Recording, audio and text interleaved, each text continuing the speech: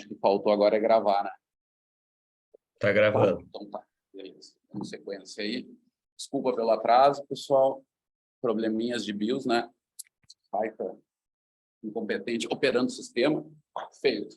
Deixa eu só arrumar aqui um pouquinho, pra vocês me verem um pouco mais. Gente, obrigado pela presença.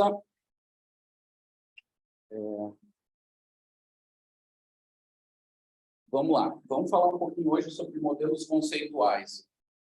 Essa ideia de modelos conceituais, ela advém...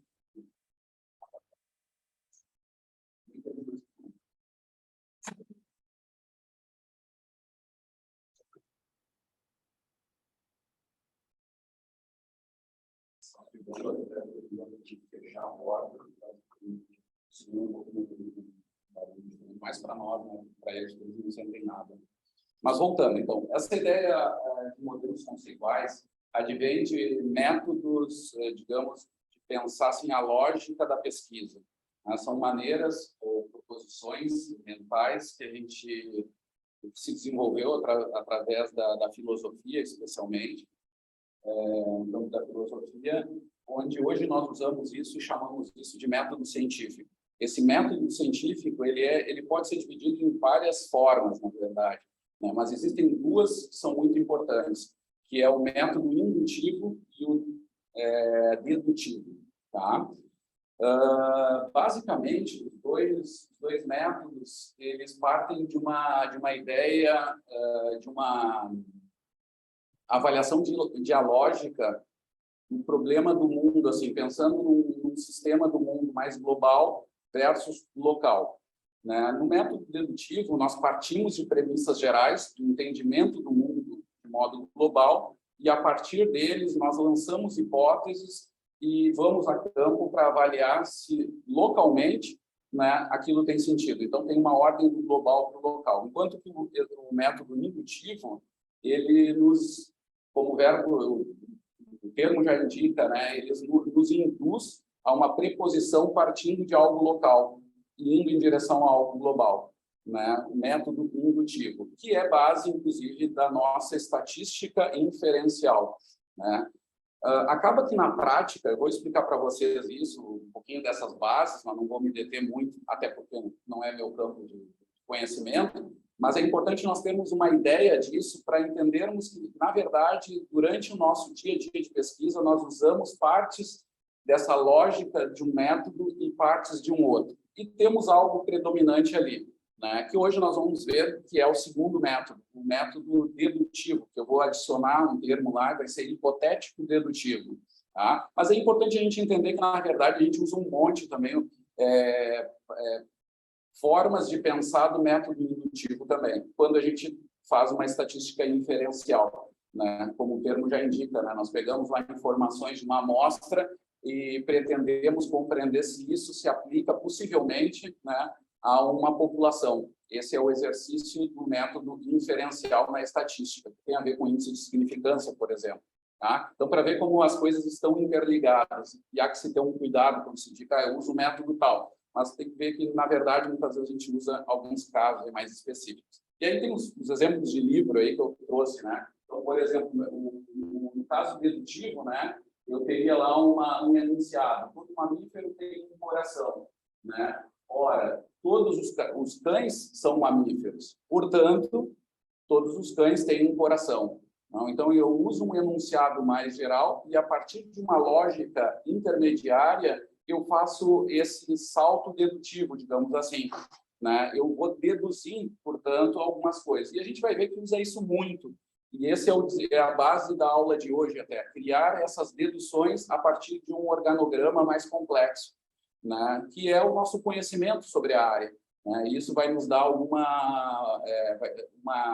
truque, digamos assim, uma dica para organizar as ideias de pesquisa nossa. Tá? O exemplo indutivo, ele é até mais simples de se entender, né? Todos os cães que foram observados, num determinado caso, têm coração. Logo, todos os cães têm um coração. Né? Então, essa indução do local para o global, né? Ela parte desse raciocínio. Onde o caso da... Aqui tem também, eu vou dar só essa pitada de filosofia, aqui há uma eterna tensão entre duas formas de pensar a vida, inclusive, e pensar também o desenvolvimento do conhecimento, através desse raciocínio, né? Que é partir da experiência ou partir de uma teoria. E daí que vem sempre essa divisão da teoria e da prática, né? Na indução, nós nos baseamos mais na prática. A partir de uma prática, nós vamos induzir que isso possa acontecer em outras situações.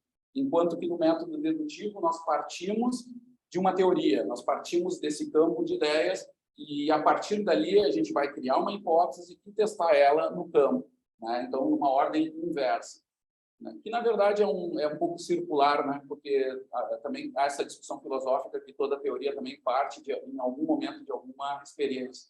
Tá? Mas essa é a eterna discussão dos filósofos, que nós não vamos nos deter aqui. Nós vamos firmar aqui nessa divisão deles. E aqui a gente tem um caso do problema da locomoção, né? Nós temos, por exemplo, no exemplo dedutivo, né? A velocidade de caminhada, nós sabemos que é igual ao produto do comprimento pela frequência de passo, né? Isso é a biomecânica básica. Inclusive, para os bolsistas novos, nós testamos isso nesses dias na prática, lá, alternando esse comprimento, frequência, e vendo como isso interfere na velocidade. Esse é um enunciado que é intocável. Enquanto a gente usa o raciocínio formal, essas duas variáveis, essa equação, ela vai estar sempre 100% funcionando, né? Que significa dizer que se eu estou numa velocidade e o comprimento de passada aumenta e eu mantenho a velocidade, isso significa que a frequência de passada teve que reduzir 10%. Né? Se eu aumentei 10%, a frequência reduz 10%. Então, partindo do exemplo ali, a velocidade de caminhada nós sabemos que é igual a comprimento vezes frequência de passada, né? Parkinson's tem velocidade reduzida e frequência de passada constante, não alterada. Portanto, Parkinson tem comprimento de passada reduzido. Isso é esperado. Então, mas eu consigo chegar nessa conclusão tendo muito claro o enunciado, sabendo a teoria, né? E aí que vem essa ideia do global, né? E como é importante nós entendermos essas informações globais para poder criar hipóteses mais avançadas, etc., partindo de conhecimentos anteriores, que nos dá a nossa área, né, de conhecimento específico. Um exemplo indutivo disso é simplesmente avaliar, ir lá no campo e avaliar que todos os nossos alunos Parkinson, ali do projeto de caminhada nórdica, têm comprimento de passada reduzido. Portanto, nós podemos induzir isso afirmando que todos os Parkinson têm comprimento de passada reduzido. Para fazer esse salto indutivo, nós precisamos de algumas características, por exemplo, de estatística e alguns critérios de controle, etc., o que é Parkinson, por aí vai. Mas eu não vou me deter nesses detalhes. É mais um raciocínio geral para entendermos que esses dois raciocínios eles estão em eterna tensão entre eles e nós, pesquisadores, nos utilizamos deles para produzir conhecimento científico que nos difere de outros tipos de conhecimento, religioso, senso comum. Outra questão importante para entrar nesses modelos conceituais é entender um pouquinho da nomenclatura, digamos assim, das etapas de um conhecimento científico, né? Nós temos como um nível maior dessa distribuição do conhecimento científico de uma área que a gente está estudando, por exemplo, a mecânica da marcha, né?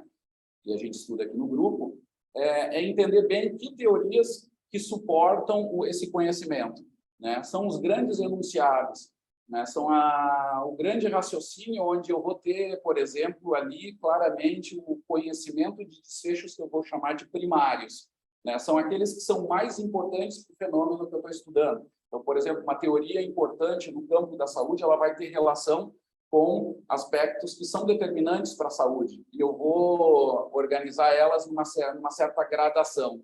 E não só esse desfecho, mas o entendimento desses desfechos primários como secundários vão me dar essa ideia de teoria, tá? Esse entendimento do que é uma teoria. Está quente mesmo, né?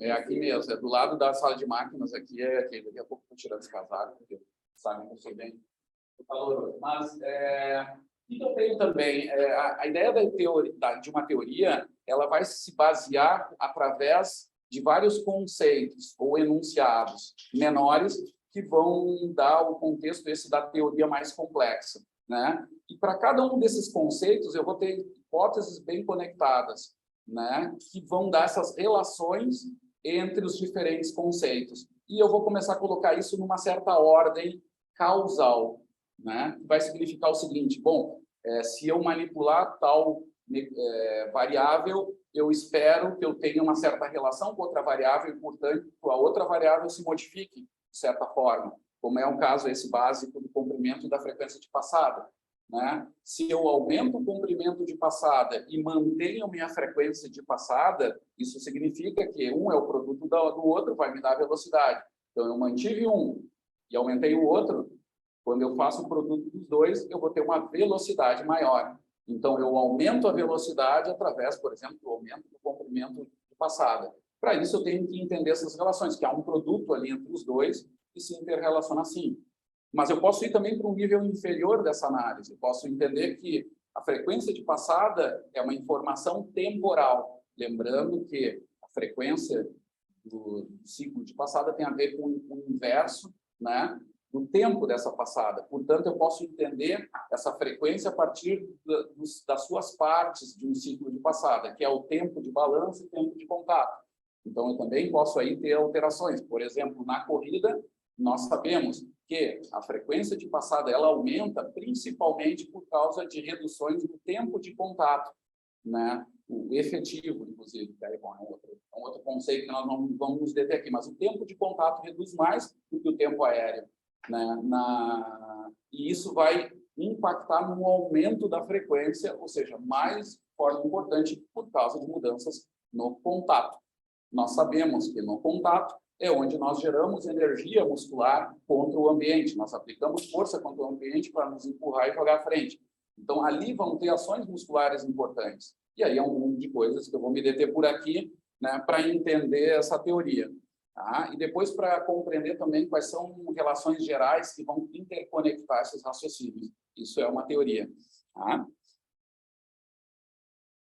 Então, para os novos, eu tenho que entender bem de conceitos, eu tenho que ter esse tempo de paciência, inclusive, para me aliar bem aos conceitos. Agora, conversando mesmo com o Pedro, no início, né, ele está fazendo aquela primeira leitura dele de um artigo que é clássico para o nosso grupo, que é o artigo de revisão de Saidene e Minetti, 2003, né? E ali tem enunciados físicos para se entender essas relações.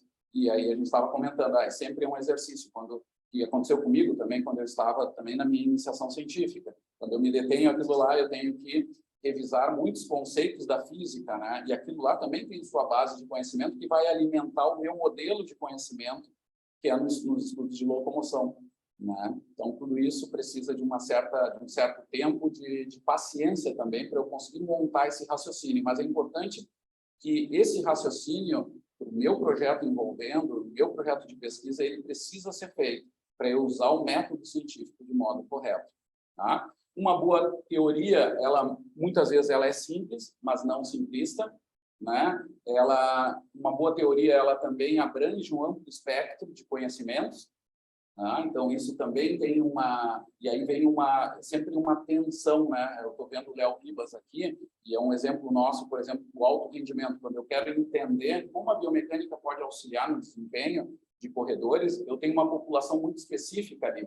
Então, eu tenho que cuidar com generalizações. Eu vou me basear nelas, naquilo que não muda. Por exemplo, vamos pegar o Usain Bolt. O Usain Bolt fez um padrão de comprimento de passada durante os 100 metros, que mudou muito o perfil da relação de frequência e comprimento, né? Ele fazia comprimentos maiores do que seus colegas, que inclusive poderiam ser vistos, se não observados todo o fenômeno, poderiam ser vistos como um erro técnico há anos anteriores ao surgimento dele, né? Mas ele conseguiu, a partir de todo um modelo que se explica, efeitos de tamanho, potência articular que ele conseguia gerar, etc., que permitia esse comprimento de passada acima do normal, né? Então,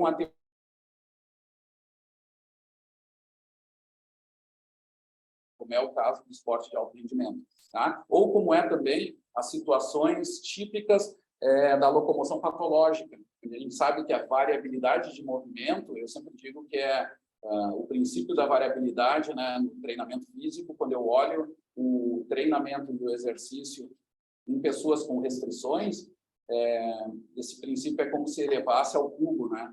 Se aumentasse exponencialmente essa variabilidade.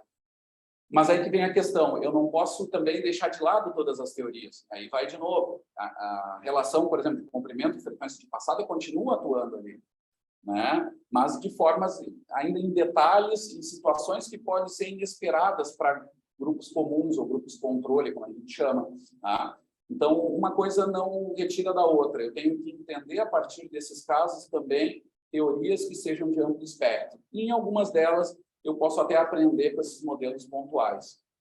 E a outra coisa é hipóteses robustas, né? A partir do entendimento de uma boa teoria, eu vou criar hipóteses para testar essa teoria, né? Para testar, verificar se ela é válida ou não em algumas condições. E quanto mais o entendimento desse modelo conceitual, mais eu vou criar essas hipóteses para testar a teoria. Muitas vezes, quando eu não entendo tanto da teoria, muitas vezes o que eu faço é uma indução. É a partir de uma tentativa, erro, a partir de um caso pequeno para entender lá aquele fenômeno. Mas quando muitas vezes já é estudado. Então, esse é um cuidado do salto indutivo, né? Por isso que eu digo, é sempre importante, no nosso grupo e na nossa experiência, fazermos um exercício hipotético dedutivo. Significa de antes de ir para o campo ter um bom conhecimento teórico daquilo que se está estudando, né? Para não cair num erro de produzir, achar que está produzindo ciência em algo que muitas vezes já é conhecido, já é compreendido e não se sabe porque muitas vezes foi deixado de lado o estudo básico sobre os aspectos. Tá? Bom, tem vários casos aqui que me vem à cabeça, mas vamos seguindo aqui. Quando tiver os modelos, eu vou exemplificar e algumas coisas vão ficar mais claras. Aqui eu tenho uma distribuição desse conhecimento científico, colocando em ordem de importância a teoria, né, com as leis, princípios ou axiomas, as hipóteses, né, que dão base para essa teoria, que permitem eu testar essa teoria, inclusive, né? Isso é também uma característica do conhecimento científico, né? É a possibilidade de falsear esse conhecimento. Isso nos difere de um conhecimento religioso, né? Vou trazer aqui críticas, está registrado, mas tem até ter cuidado. Mas tem teorias, por exemplo, da psicologia, que muitas vezes elas não têm a capacidade da falseabilidade em algumas intervenções, digamos assim, clínicas, né? Isso é um problema, né? Porque no raciocínio lógico dedutivo e no conhecimento científico, isso na indução também está por trás, né? Eu tenho que ter essa possibilidade de falsear ela, e eu preciso criar as hipóteses para tentar falsear elas, porque quanto mais hipóteses eu crio, esse conhecimento é mais forte. Tá? Então, esse é um exercício também da lógica nossa, que depois vai resultar, por exemplo, no nosso teste, na nossa testagem de hipóteses, com os testes comparativos ou correlacionais, onde vão ter uma significância, e vai ser importante esse exercício de eu imaginar uma hipótese contrária àquela da teoria, ou daquela que eu acredito que possa ser o fenômeno que né, o conhecimento nos traz, e a partir dela ir construindo esse exercício do conhecimento geral sobre o que eu estou estudando. E, atrás dessas hipóteses, eu tenho que ter métodos suficientes para conseguir permitir elas. Então, entender bem da qualidade do método que eu vou fazer. Agora mesmo, eu terminei de mandar um e-mail, talvez os colegas não tenham visto, mas nós estamos formando lá, segunda-feira, nós vamos fazer um piloto, um estudo onde nós vamos testar o uso de bastões na corrida nórdica em terreno que seja regular versus terreno irregular. Ou seja, nós vamos verificar o que se modifica sobre alguns aspectos que nós acreditamos que, por teoria, nos dão base de que os bastões vão nos ajudar. Então, a nossa hipótese parte do pressuposto de que, em terreno irregular, os bastões vão ser mais úteis, digamos assim. E aí a gente vai observar através de alguns desfechos, metabólico, mecânico e perceptivo, né, sobre essa questão. Mas eu preciso de um método, eu preciso controlar, eu preciso ter 2 terrenos, e aí a gente conversou, né, escolher 2 terrenos que, por exemplo, não tenham inclinação, porque agora a pergunta não envolve o terreno, mas não envolve inclinação. Então, eu não posso adicionar interferência nessa análise. Eu tenho que deixar os terrenos com elevação, né, a cota, enfim, semelhante, né, altimetria, né, em português, ela semelhante, elas têm que ser nos dois casos. O que eu tenho que alterar é a qualidade desse terreno, que tenha mais buraco ou não, mas sobre um ambiente que tem essa inclinação. Eu tenho que ter, por exemplo, nos dois testes, situações em que a distância seja igual. Então, eu não posso fazer o teste no regular, numa pista de atletismo de 400 metros, e na outra escolher uma pista de 20 metros, onde eu faça muita curva, e ali eu vou estar induzindo a um erro. A pessoa vai estar fazendo muita curva, enquanto que o outro não tem tanta curva. E isso é um fator de confusão. Então, eu tenho que escolher métodos e delineamentos que possam permitir essa testagem de hipótese controlada. Tá? E, a partir daí, eu posso usar técnicas experimentais e teóricas. Aqui eu faço um parênteses, tá? A aula, nós, na educação física e na fisioterapia, somos totalmente experimentalistas, né? Existe pouco estudo teórico consistente na nossa área, tá? O estudo teórico pressupõe modelagens matemáticas, computacionais mais pesadas. Elas, na verdade, vêm ganhando espaço, né? Então, parte desses métodos hoje envolvem a inteligência artificial, por exemplo, né? Mas muitas vezes é híbrido, tem algo experimental nisso, tá? Mas eu diria que nós sofremos como área, deixa eu ter um registro, de falta de modelos teóricos, porque esses modelos teóricos nos auxiliam a criar os modelos conceituais mais fortes. É um bom exercício, muitas vezes, mas eu sei que é um campo que a gente não usa tanto. Então, eu vou falar muito mais sobre os métodos experimentais, quando eu vou a campo e vou realizar isso. Os teóricos, eles usam do método modelo dedutivo sem envolver a experiência, sem a parte da testagem na experiência. Isso é feito num outro passo, digamos, tá? Quando for experimental. Bom, então vamos para as abordagens experimentais, né? Eu vou me utilizar de uma linguagem que vai aparecer em metodologia da pesquisa, para quem não fez ainda, vai ver agora, senão vocês vão conectar essas coisas. Eu compreender bem nesse modelo o que é a variável dependente e a independente. Tá? Eu sempre dou a dica, assim, para lembrar, é só tentar entender realmente o sentido do termo. Tá? Ela pressupõe, primeiro, que essa nomenclatura pressupõe a relação entre duas variáveis, para simplificar. Duas variáveis, tá? Onde eu tenho uma variável que é causa e a outra é efeito.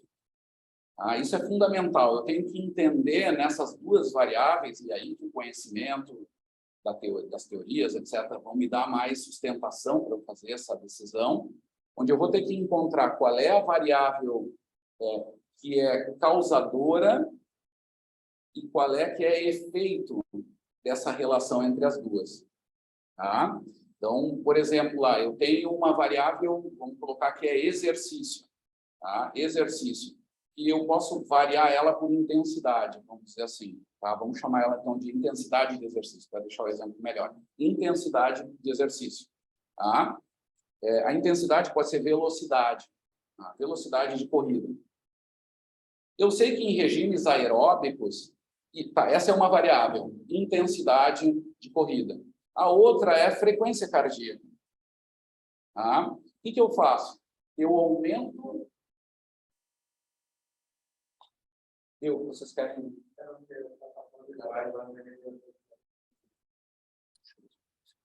Todo mundo enxerga isso. Pegadinha.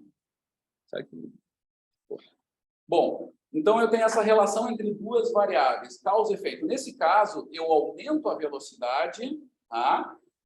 E a resposta disso, o efeito, é aumentar a minha frequência cardíaca. Alguém poderia dizer, professor, mas isso é um pouco circular. Eu poderia pensar só em frequência cardíaca e quero aumentar ela. E aí ela aumenta por si e eu estou vendo que a velocidade aumenta. Aí a confusão um pouquinho mental. Tá? Nesse caso, a gente tem que até entender das teorias para compreender a ordem dos efeitos. Nos modelos experimentais, o que nós vamos fazer é o primeiro exemplo sempre. Nós vamos aumentar a velocidade da esteira, ou decidir mesmo arrancar mais rápido, e a frequência cardíaca ela vai responder posteriormente como método. Às vezes é quase que instantâneo, isso nos causa confusão, mas eu tenho que entender que tem essa relação causal. Tá? E aí que é a tarefa do pesquisador de compreender bem as teorias anteriormente e partir desse pressuposto e não ter dúvidas sobre elas para poder pensar em coisas mais profundas. Nesse caso, aí vem... Então, sabemos o que é causa, o que é efeito. A causa é a intensidade, velocidade da esteira. O efeito é frequência cardíaca. Agora, quem depende de quem? Nesse caso, é a frequência cardíaca que depende da intensidade ou velocidade da esteira. Tá? Ela é dependente.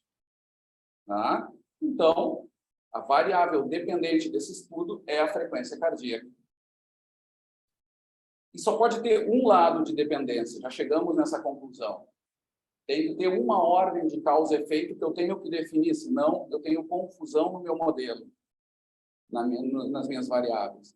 Portanto, a outra é independente mesmo, ela é independente. Tá? Outra forma prática de pensar isso, quase sempre as medidas, os desfechos que nós queremos fazer nos nossos estudos são as variáveis dependentes. Desfecho primário, o resultado principal do estudo, é aquilo que nós vamos medir.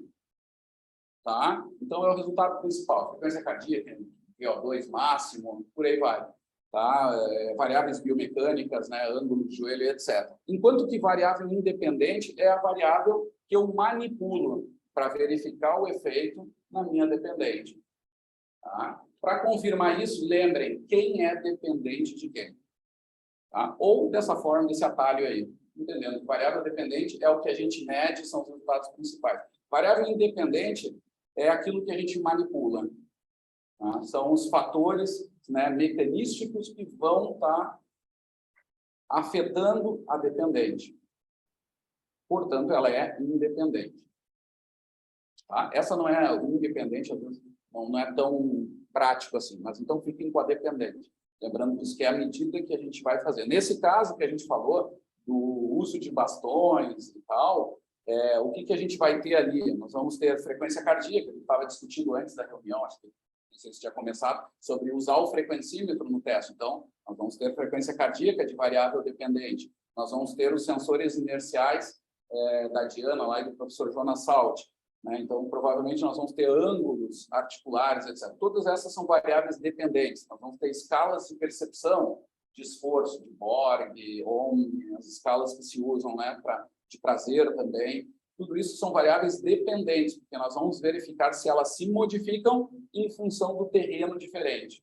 E também de outra variável independente, que não é só terreno. Temos terreno, que é dividido em duas categorias, regular e irregular. Essa é uma variável independente.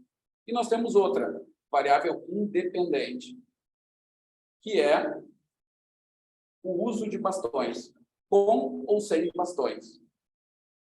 Tá? Com ou sem bastões. Essa é duas variáveis independentes, verificando se elas afetam as variáveis dependentes. Prof, atenção, pelotão, temos a presença do Marechal, professora Flávia Martinez. Eu gosto de classe só o basics do basic. Então, entender isso é fundamental para criar o modelo conceitual. Tá? Entender bem essas variáveis. Então, as medições de variáveis dependentes e manipulando as variáveis independentes. Tá? Esse exercício de modelo conceitual é um aspecto, digamos, teórico do nosso estudo, da nossa fase de estudo, né? Mas, na verdade, nós vamos ver que engloba várias coisas. A primeira parte delas é construir esses modelos, né? Estudar as relações que já existem, que nós sabemos. Tá? Então, sistematizar os resultados. Né? Nós vamos ver, colocando nessa ordem de mecanismos interligados, nós vamos sistematizar o nosso conhecimento. Né? Nós vamos estabelecer as relações também de grandezas, tá? E de conceitos. Então, a gente pode adicionar também intensidade nessa relação, que muitas vezes se coloca duas flechinhas para cima. Isso significa que uma coisa afeta muito. Às vezes é uma flechinha só, afeta menos, mas afeta. Ou um sinal de igual. Diz, ó, tem uma relação, mas nessa situação não modifica. Então, a gente sabe que essa relação ela permanece semelhante ali nesse caso. tá? E ela vai nos dar uma chance de abrir possibilidades e perguntas de pesquisa com muito mais profundidade. Tá? E nós temos que entender também essa ordem também dessas avaliações. Então, nós temos os dados, né, que são os desfechos ou variáveis, nós temos os conceitos acima desses desfechos, os conceitos que vão nos dar informação um pouquinho mais complexa sobre aquela variável. A variável vai ser quase sempre quantitativa, né? Vai ser um valor numérico, a gente vai usar quase sempre isso, ou algum dado nominal que vai indicar uma escala, né? Mas vai ser sempre desse jeito, mais limitado a esse valor, e o conceito muitas vezes traz uma interpretação sobre esse valor. Acima disso, nós vamos ter, acima do conceito, nós vamos ter as hipóteses que vão relacionar esses conceitos, e acima deles, a teoria. Tá? Isso é um exercício um pouquinho mais profundo, mas quem tem um pouquinho mais de experiência tem que lembrar, tá? Essa é a mensagem para quem tem mais estrada, é que há uma ordem também de importância sobre eles.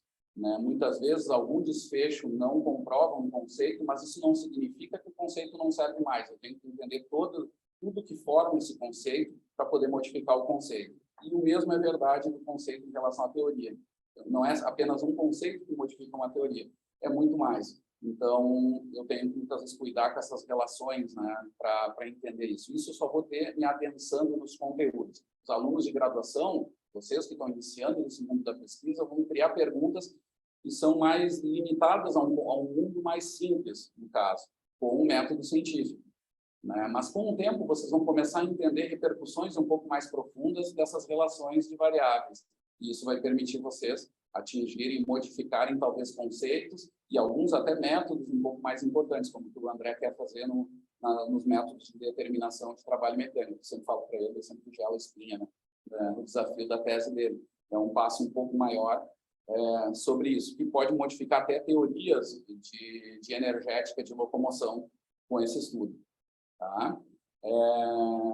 Então, isso é importante também, até para os alunos, quem está mais no início, ter uma paciência e compreender os seus modelos, naquelas coisas mais simples. Outro dia, na prática da caminhada nórdica lá, nós brincamos lá com o Bernardo, o Rafael e o Pedro, sobre o jogo de comprimentos e frequências de passada, e que repercussões isso tinha sobre o trabalho mecânico. Eu sei que o trabalho mecânico é um tanto vago ainda, vocês entendem conceitualmente, mas os mestrandos já começam a entender um pouco mais, já lembram que parte do trabalho mecânico é algo rotacional, envolve variação de energia. Então, não é só velocidade. Eu posso estar em velocidade angular constante e não há variação de energia no trabalho interno. Né? Mas a variação da energia, uma aceleração dela em relação ao centro de massa, me dá o trabalho interno. Esse é um conceito complicado para quem nunca ouviu. Então, a Vitória, por exemplo, que vem lá da natação, daqui a pouco trabalhou com outros conceitos. Então, não se preocupe. Mas quem já conhece um pouco mais, já tem que lembrar disso. Olha, o trabalho interno, ele é formado do quê? Variação de energia cinética rotacional. Então, isso tem o quê? Não tem mais massa, tem momento de inércia. Dentro do momento de inércia, nós temos massa, que multiplica pelo raio de geração ao quadrado, e dali que vai vir o momento de inércia que nós vamos jogar no cálculo da energia cinética, que é multiplicando a velocidade angular ao quadrado dividido por 2. Parece uma coisa de super complexa. Não é. Depois a rotina faz tudo para nós. Né? Mas a gente tem que, esses conceitos, eles têm que estar adensando, para depois eu fazer a minha análise da técnica de corrida com mais qualidade, né? A partir desses conceitos maiores. Tá? Muito bem, voltando aqui, pessoal, dei alguns exemplos mais simples também e alguns mais complicados. Os alunos mais novos não se preocupem, porque às vezes ficam nisso, vão para a zona da confusão e deu. E aí, o professor parece que sabe muito. Não é assim, tá? Isso é estratégia de professor aí ligeiro. Tá? Mas a gente tem que ter paciência, tá? Que realmente, por exemplo, sobre esses métodos todos, o André certamente sabe mais do que eu, né? Mas ele precisou de muito tempo estudando, etc. Né? Os alunos que estão um pouquinho mais no início, começamos a entender as coisas mais conceitualmente, mais pelas suas variáveis e entender elas nas suas relações práticas. Né? Aumento velocidade, aumento comprimento, aumento frequência. Uma coisa importante para entender. Em velocidades muito baixas, eu geralmente aumento mais o comprimento. Em velocidades mais altas, eu aumento mais a frequência. E, sabendo disso, eu já tenho uma ferramenta poderosa para analisar a marcha em situações de restrição, etc. Mas, para isso, eu tenho que entender esse modelo, eu tenho que construir meu modelo conceitual. Tá? A dica, né? A ideia de um modelo na ciência, então, é essa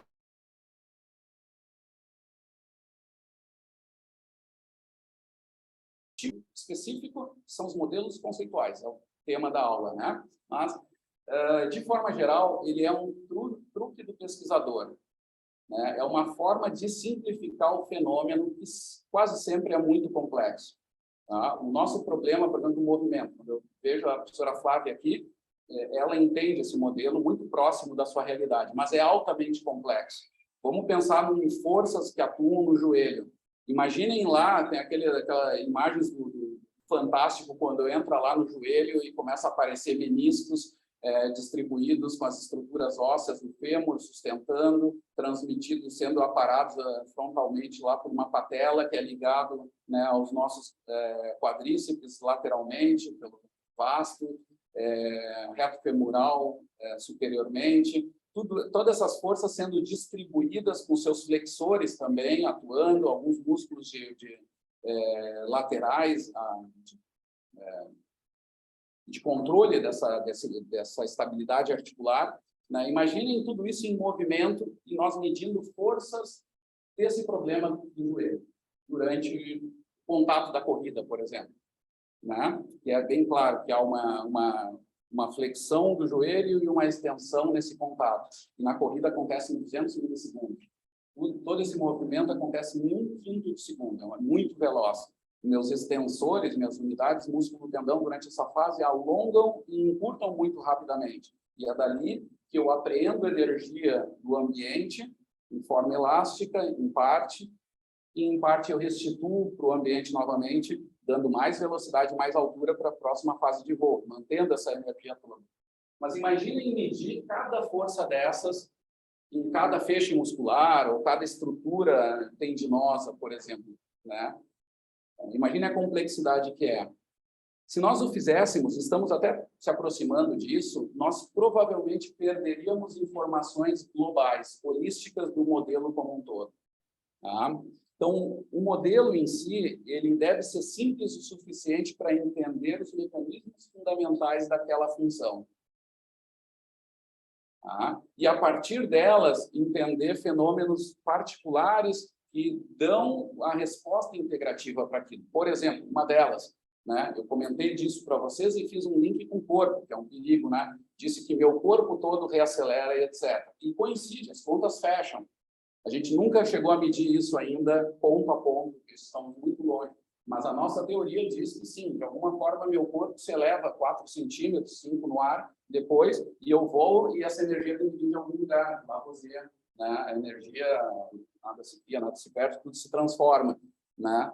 E eu, a partir dessas energias agora, estamos começando a entender um pouquinho mais em detalhe, quando a gente calcula o trabalho mecânico de alguns grupos, né, de unidades do tendão, né, do músculo, do tendão, e começamos a ver que as contas começam a fechar, né, em termos energéticos, né?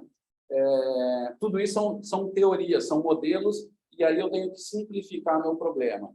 Tá? É um truque do cientista para começar a entender aquele problema, né? E entender daquilo que é mais importante para aquilo que é menos importante, por exemplo, em termos de energia. Então, eu tenho o tensor da face lata, por exemplo, que ele vai numa diagonal, que eu não vou nem me arriscar a dizer aqui, que eu erraria mesmo. A professora Flávia está aqui, entende tudo disso, né? Mas essa transmissão de força provavelmente é muito menor do que os extensores. Elas fazem um papel super importante, mas, de novo, para entender toda aquela energia que eu gero lá, ainda é mais importante outros fatores. E elas funcionam como estabilizadores, por exemplo. Tá?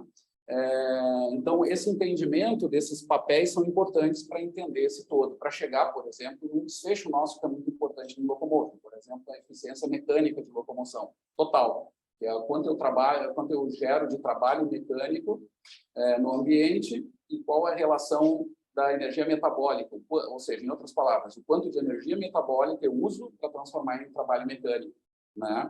Esse é um problema que eu vou me deter com um modelo.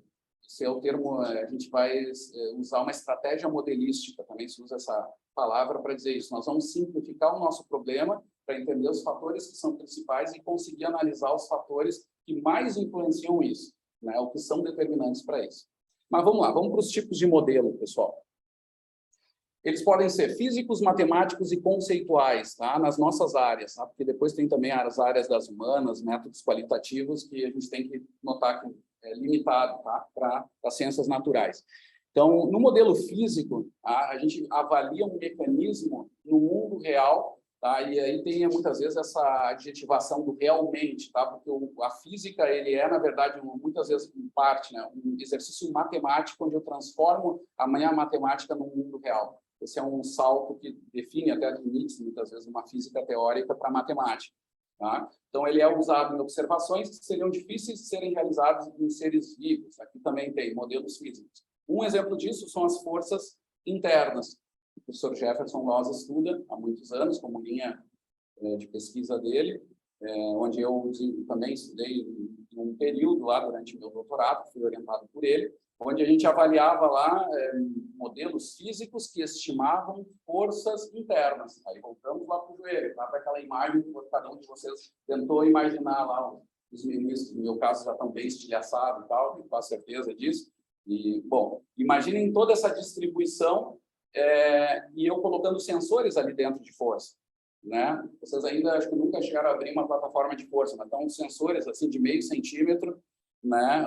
Onde tem ali uma estrutura que passa um sinal elétrico, quando passa por ele e sofre vibração, ele se altera, né?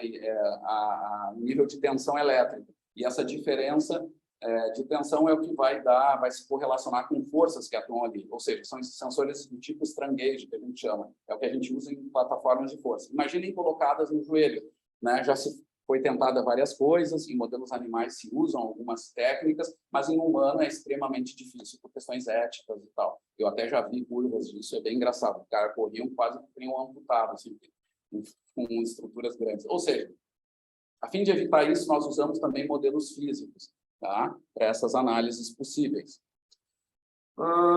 Um exemplo físico que eu adoro, que é um exemplo, inclusive, do artigo onde eu me baseio, que havia a citação de Alexander, se não me engano, 2003, tá? Foi um professor que orientou o professor Minetti também, que é muito importante para a nossa área de locomoção, onde ele mostra um exemplo de um modelo físico. Ele se apoia na lei de Coulomb, vai explicar os determinantes mecânicos da produção de força muscular, como uma função da velocidade. Você quer a curva de força, velocidade, transformar em outras variáveis, mas esse é o sentido dela, uma fase concêntrica e fase excêntrica.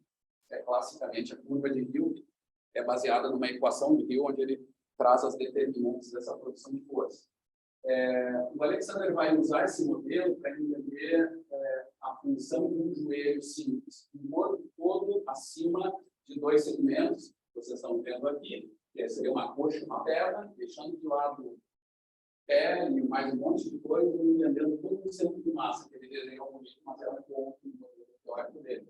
Tá? E partindo de um pressuposto de velocidade de chegada, um salto, ele comparou 2 tipos de saltos, o salto vertical e o horizontal. Tá?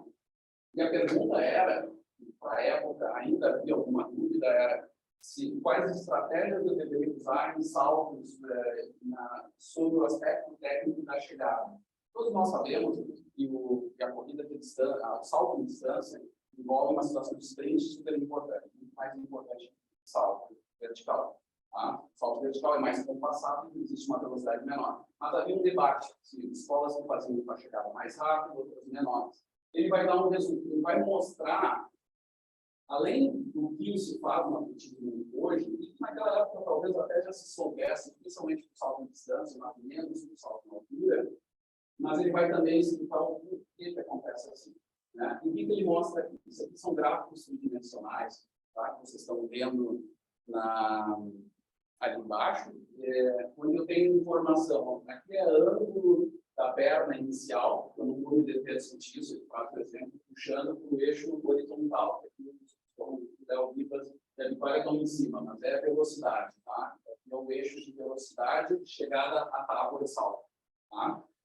E o que ele mostra aqui, gente? No salto horizontal, ou seja, no salto de distância, ele nota o seguinte: primeiro, eu falei para vocês de 2 dimensões. Tem uma terceira dimensão, que seria a profundidade desse gráfico. Seriam curvas de nível, tá? A gente via lá em aulas de geografia, tinha as montanhas, né? E geralmente aparecia como aqui o gráfico da direita que estão vendo. Mas aqui a esquerda não é tão claro, mas mesmo assim ele nomeia, tá? Ele mostra a velocidade de chegada pelos números, então é como se ele estivesse subindo uma lomba aqui. Tá? Esse é o sentido da terceira dimensão do gráfico. Que mostra claramente que, para eu chegar em saltos com maior desempenho, desculpa, gente, essa profundidade não é a velocidade de chegada, a velocidade de chegada é horizontal. Tá? Esse aqui é o desempenho. A terceira dimensão é o desempenho de salto. Nesse caso, é o salto de distância, tá? Em metros, tá? 2, 4, 6, 8 metros. E aqui mostra claramente que há uma relação quase que linear com a velocidade de chegada, que é o que se sabe. Tanto é que há medalhistas de salto de distância que são velocistas também, de finais. Né? O Léo deve saber mais do que eu acho que hoje não é tão comum isso, mas já teve, né? Já teve esses casos e tem essa relação. Para eu ser um bom saltador de distância, eu tenho que ser um bom sprinter. Isso é que mostra. Eu tenho que chegar em alta velocidade. No salto em altura, há uma otimização. Eu tenho um ponto ótimo de velocidade e depois cai. O meu modelo de Hill, ele consegue já explicar o porquê disso. Esse direcionamento do salto para cima, etc., vai envolver uma velocidade de chegada intermediária. E também é um pouco óbvio. É claro que o cara vai ser um velocista e vai comer atrás lá de salto. Tá? Então, aqui mostra que é otimizando. E tudo isso está relacionado a propriedades, né, mecânicas do músculo esquelético, tá? Ligado a essa lei de Hill ou a relação força-velocidade de músculos. Tá? Esse é um exemplo de um modelo físico para vocês. Tá? Segundo exemplo, matemático. Eu vou trazer aqui mais rápido isso aqui, modelos matemáticos. Por exemplo, a potência máxima como uma função do tempo do exercício, potência máxima metabólica. Eu consigo gerar a dado tempo de exercício, pensando sempre em exercícios globais, tá? Corridas, etc. Ele é uma função do quê?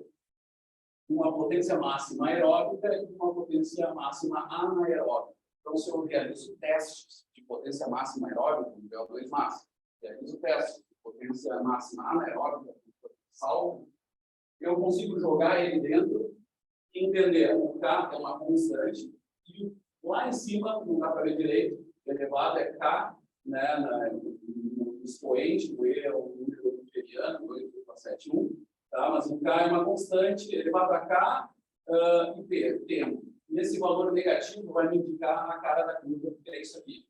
Então, a potência que eu gero em função do tempo do exercício, ela cai.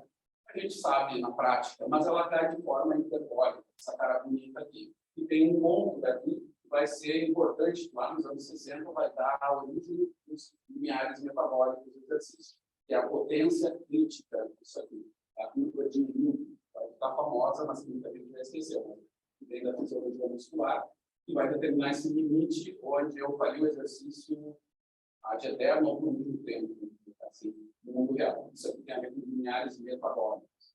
Tá? Mas esse modelo matemático nos ajuda a entender até que atletas, do ponto de vista metabólico, são mais propícios para fazer exercícios de mais alta intensidade ou de menos intensidade, mais longa duração, baixa duração. Tá? E esses testes. Tem alguns modelos de estudo em alguns centros internacionais que usam isso. E eu uso muito, né, modelos matemáticos para estimar a intensidade do exercício, tá? Aqui é a frequência de reserva, né, a zona alta de treino para fazer, saber essa frequência cardíaca, saber a frequência cardíaca máxima, menos de repouso, multiplico pelo percentual que eu quero trabalhar no dia, soma de repouso novamente e tem zero. São exemplos rápidos, tá? Porque isso aqui não é o assunto. Agora vamos para o que interessa. Modelos conceituais. Esse aqui é um modelo que a Valéria desenvolveu na tese dela.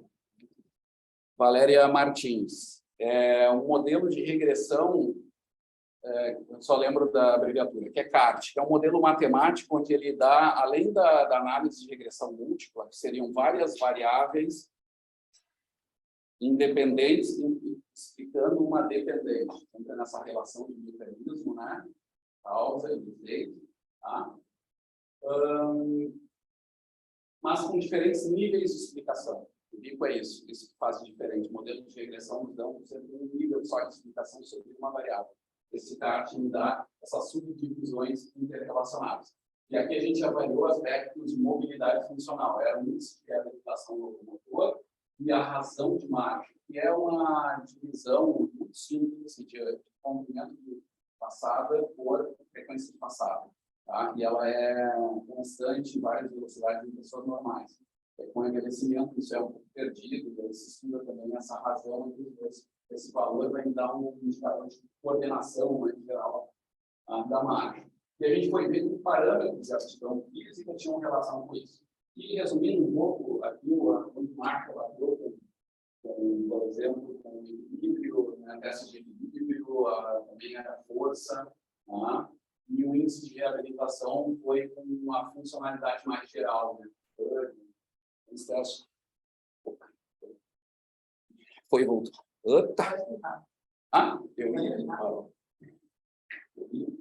Olha só, voltando. Outro modelo, ainda matemático aqui, voltando. Um exemplo que eu já vou dar depois desse caso para o conceitual. Não passa um tempo. Recuperação pendular. Durante a caminhada, nós sabemos que o mecanismo principal que minimiza o gasto de energia ou que explica o porquê que nós gastamos menos energia a velocidade intermediária, em pessoas normais nós chamamos de velocidade auto-selecionada, é por causa desse mecanismo pendular. E tem uma explicação física ali por trás, uma capacidade de nós utilitarmos dois tipos de energia no nosso centro de massa no ultrapassado. Quando a gente fala no centro de Porto Alegre, a gente está vendo essa oscilação, né? Isso é energia potencial variando do corpo todo. Essa energia potencial, essa altura do corpo, a gente consegue transformar parte dessa energia potencial em energia cinética, e acelerando, desacelerando, desacelerando, como um tempo invertido. Conceitualmente. Matematicamente, a gente avalia a partir disso aqui. O trabalho forward, que seria o trabalho mais ligado à energia cinética, somado a um trabalho vertical, que é predominantemente relacionado à energia potencial, com o tempo, só que invertido, subtraído pelo trabalho externo, que seria um somatório das duas curvas, que eu tenho a energia potencial no passo e a cinética. O somatório das duas me dá energia total, ou seja, massa, energia externa, que a gente chama assim, no grupo. E dividindo isso pelo somatório desses mesmos dois parâmetros aqui, eu tenho o meu índice de recuperação pendular, que eu chamo de recovery. Então, esse jargão de recovery, tá? E isso explica esse custo metabólico menor naquela velocidade que eu falei para vocês no início. Esse é um modelo já matemático que tem uma base física no entendimento. Eu aplico a equação, é um exercício matemático, é uma base física. Esse modelo, agora, esse mesmo modelo, gente, eu posso entender ele de forma mais simples, conceitual. Tá? Por um lado, ele é mais simples. Por outro, a gente vai ver que ele é super importante em um nível de complexidade maior. Tá? Muitas vezes, porque é quando a gente não consegue usar a matemática direta. Eu vou mostrar para vocês. O pêndulo foi primeiro entendido como um modelo de ovo rolando, porque foi uma observação muito da prática, assim, tem pouco dados mecânicos, era puramente quase qualitativo, então, que dava esse entendimento, mas que deu a base para irem atrás e fazerem essa pergunta do ponto de vista matemático. Tá? Foi o orientador do professor Cavalheiro, da Margaria. E entender esses modelos conceituais vão nos ajudar a testar teorias mais complexas. Tá? Elas são fundamentais. Mas vamos para a parte primeiro mais fácil. Ovo rolando. Vocês estão bem em cima. Mas o ovo está rolando. Tá? Não tem muito. Então, o ovo rolando, se percebeu que qualitativamente esse ovo teria uma energia potencial maior, uma energia cinética maior quando ele agarra a velocidade, depois ele desacelera e bola de novo. Tá? Inclusive, o pessoal o Alexander escreve no livro que ele disse que nunca conseguiu botar um ovo rolando. Né? Então, é uma brincadeira sobre esse modelo. Tá? Na real, também não seria nem realista. Sei, tá? Mas eu nunca tentei. Bom, mas existe ele, mas ele foi um livro clássico de Margaria, de 76, que se chama Biomecânica da Propulsão Terrestre. Ele vai trazer essa proposição. Aí o professor Cavanha mesmo, que é um aluno dele, que trabalha também em Milão, vai analisar do ponto de vista físico e matemático e vai comprovar que existe mesmo, que é fundamental. É um tipo de...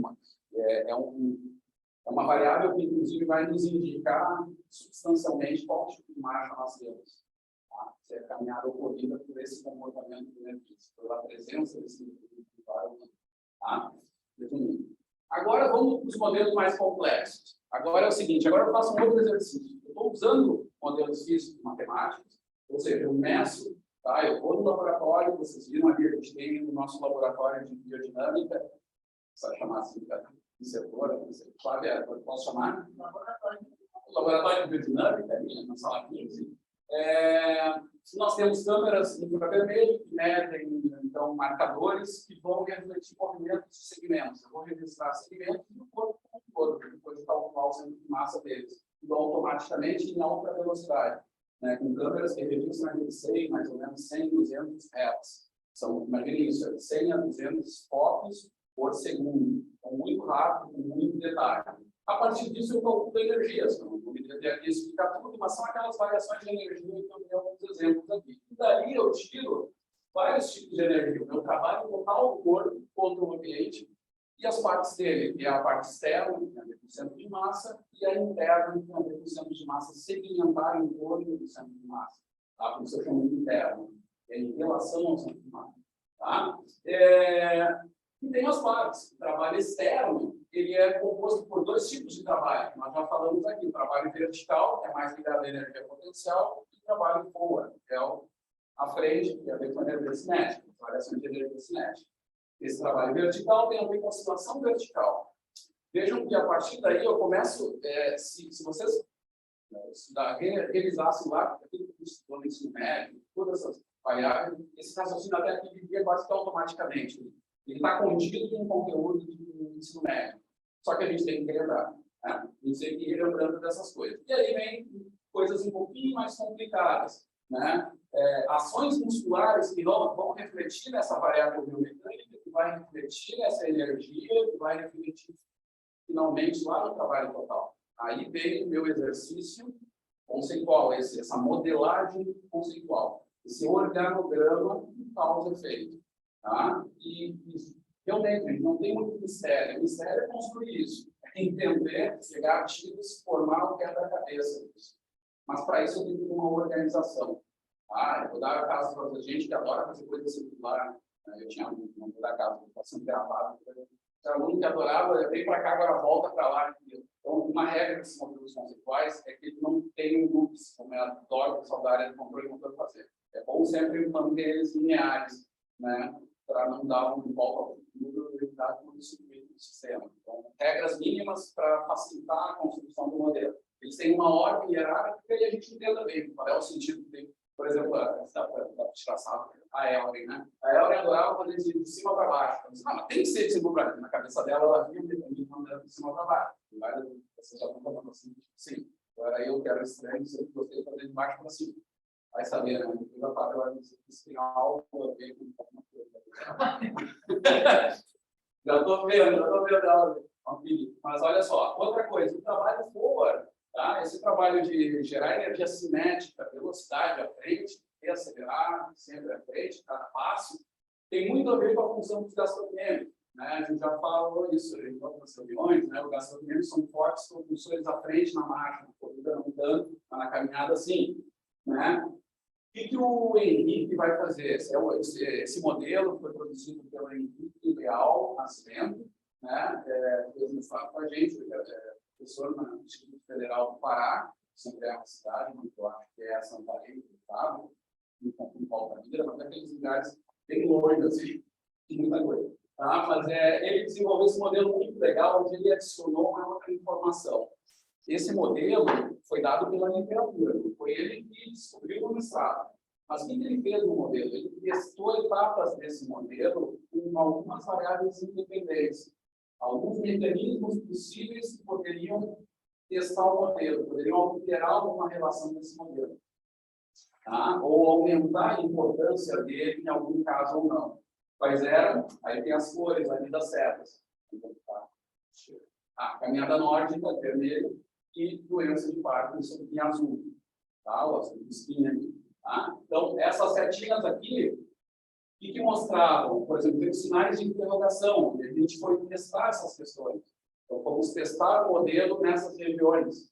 Né? Então, a gente alternava a velocidade, botava uma situação de Parkinson versus controle para testar o azul, doença de Parkinson. E testávamos também com concentrações, tá? Verificar o efeito dessas relações, né, sobre o número de mutações, sobre esse mecanismo de mutações.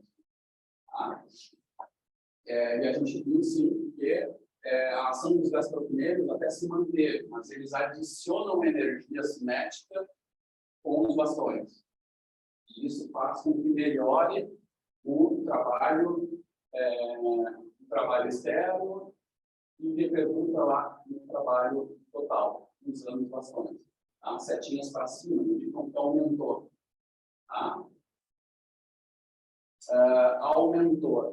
Ou seja, mas a doença de Parkinson também aumenta. Tá?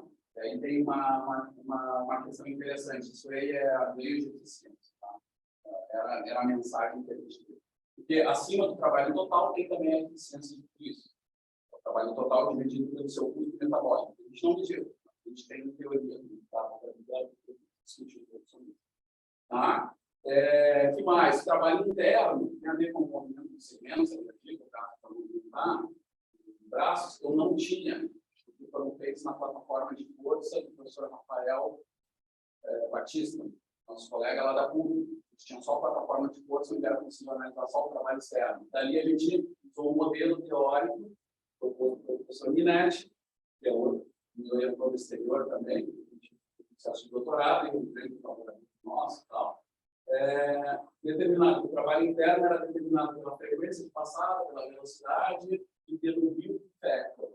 View factor seria tempo de contato relativo. A tempo de contato físico é só um percentual da passada por tempo de contato. Tá? E bom, na mesa de Parkinson aumentou.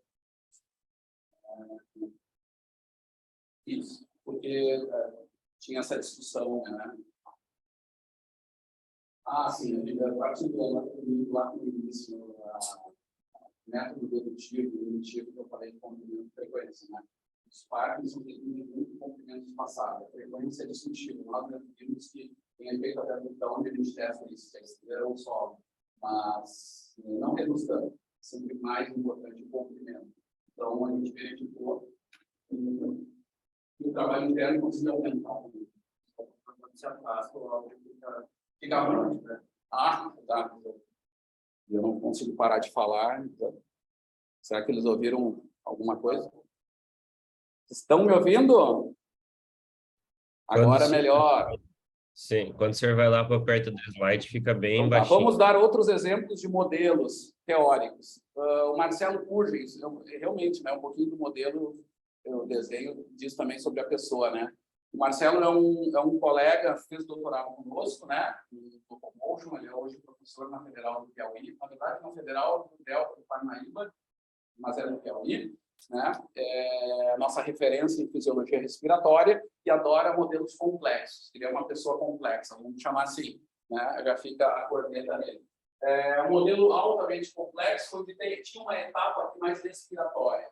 Tá? Aqui tinha variáveis respiratórias que afetam o custo metabólico. Nós sabemos que o gasto de energia no exercício aeróbico tem a ver com o sistema oxidativo e tem a ver com as funções básicas, né, de captar, transportar, utilizar o oxigênio no músculo. Então, ele avaliou mais as etapas iniciais, nessa parte respiratória, né, que seria algo também mais central, que a gente costuma chamar no nosso modelo teórico, não tão periférico. Ele avaliou isso em várias situações. Então, a tese dele foi bem complexa, mas ele também fez um modelo de valvulados, que era uma substituição de parte de pulmão em sujeitos com DPOC, uma doença bem comum respiratória, e fazendo esse, não sei se chama de transplante ou intervenção, mas era substituindo por uma estrutura que era uma válvula, onde se melhorou bastante algumas funções, inclusive a parte de economia de caminhada. Ele avaliou isso com a reabilitação clínica, ele adicionou dentro de um modelo bem pesado, era um estudo muito grande, internacional, inclusive, muito cêntrico, e a gente avaliou essas partes mais de locomoção. Aqui tem um modelo com idosos, não estou vendo o nome também, porque eu botei esse mouse e vocês estão enxergando. Para baixo. Esse troço está na frente de vocês também, né? Não pode mexer nisso, né, cara? Pode deslocar ele. Toda a aula está aqui na frente, eu só Ah, é da Natália comigo. Ah, vocês estão vendo. Ah, é só eu que vou com essa coisa. Não, eu achei que era vocês também estavam. Então, era o trabalho da Natália no período onde ela estudou o uso de bastões, a caminhada nórdica para idosos, tá? Vários fatores de saúde relacionados a idosos e também a parte nossa, fisiomecânica.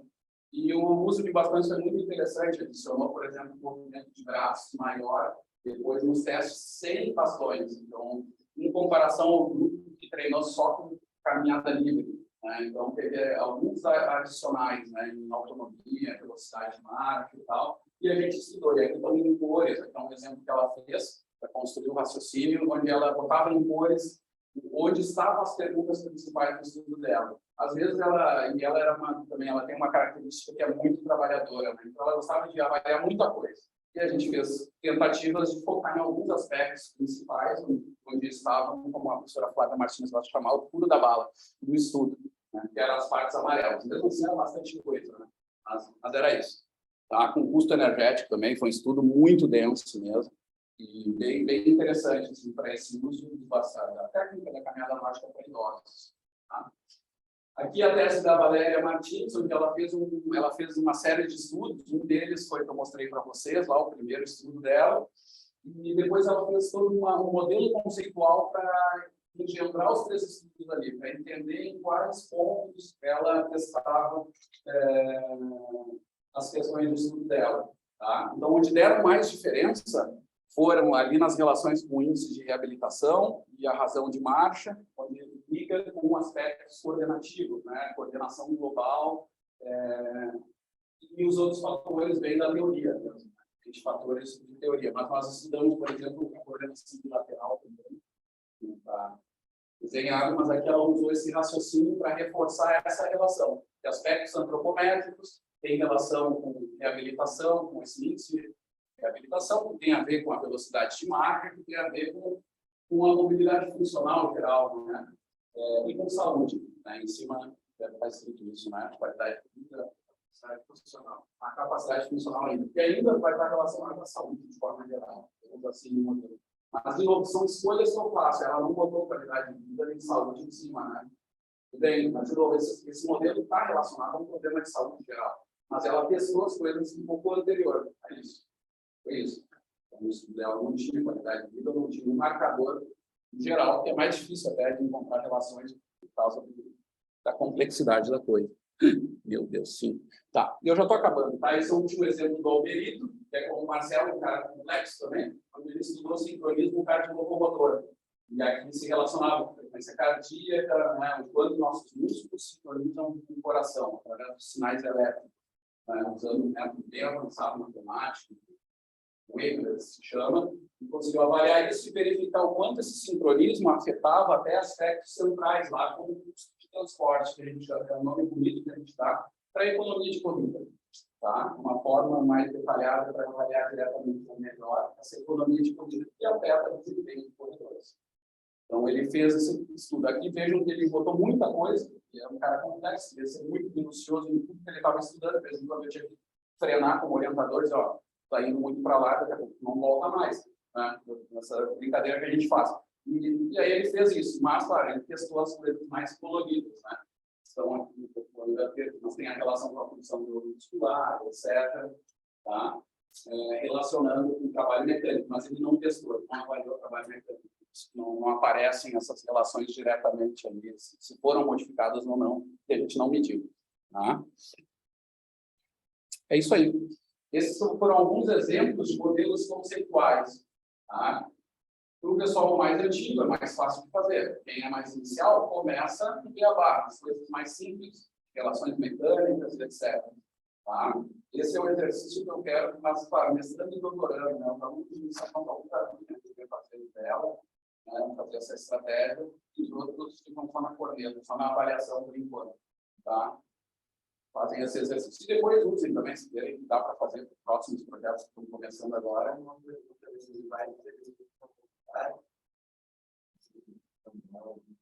Tem como mandar. Não, a gente manda para a lista, então, um pouco mais. Tá? E vai estar gravado. Mas aí a gente manda para a lista também. Dúvidas, gente? Um comentário de Fabinho, no limite do horário. 2 semanas.